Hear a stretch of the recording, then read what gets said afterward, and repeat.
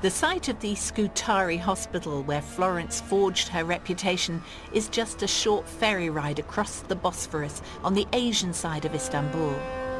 Now it is the headquarters of the Turkish army, but when Florence arrived here, it housed several miles of beds, inches apart, with hundreds of patients lying in the most appalling conditions. It's a humbling reminder of what Florence achieved, particularly at a time when so many of our nurses today are facing the traumas of modern warfare. Neil Piper, a lieutenant commander in the Royal Navy, served in the Iraq conflict and more recently in Afghanistan. Last year I was in Afghanistan, working in intensive care at Camp Bastion. One thing about working in such a place where you're embedded with the force is that at breakfast you take one look around those young men and you wonder how many of them are going to come back. And that is, that is quite a thought for the day. And it is always a constant joy when you see them come back and nothing's happened, but that's not always the way. You've seen the explosions that have occurred, and they do take limbs away.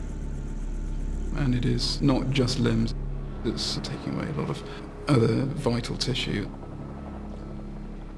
You are exposed to a lot of sad cases.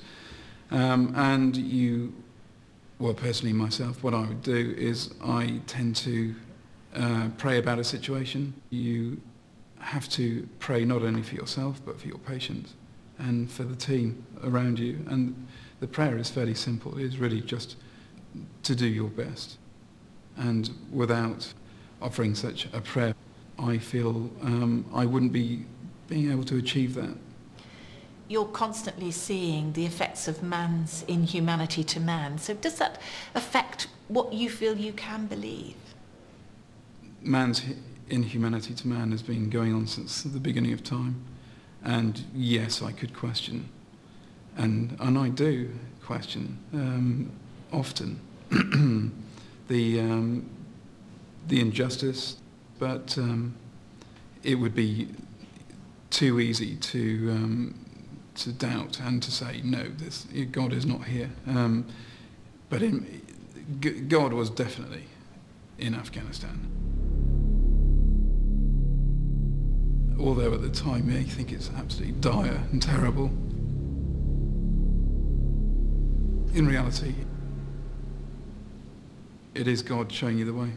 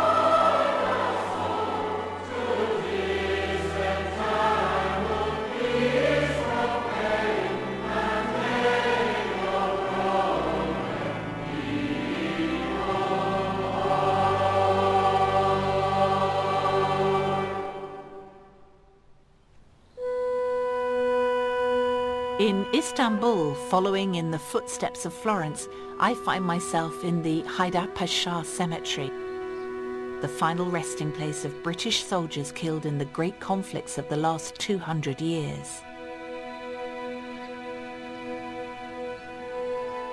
There are only a few named graves from the Crimean War to hint at the stories behind those lost lives. The tragedy is that the greater proportion of these soldiers died not from their wounds, but from sickness. It was something that haunted Florence for the rest of her life, but it also drove her on to her greatest work.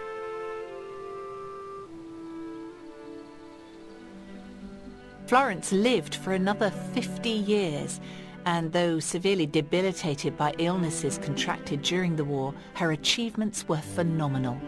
She wrote some 200 books, pamphlets and articles, and over 14,000 letters on subjects ranging from religion and philosophy to sanitation and army hygiene, to notes on nursing for ordinary families, to hospital design.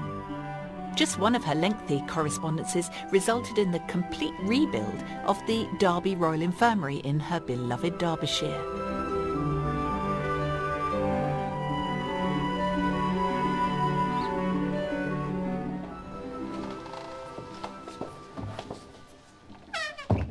This is one of the Nightingale wards, opened in 1869 and designed according to Florence's specifications.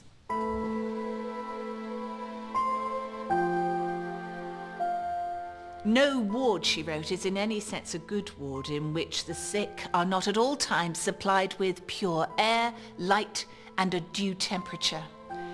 Well, it's all looking a bit sad today, but this was once at the cutting edge of hospital design.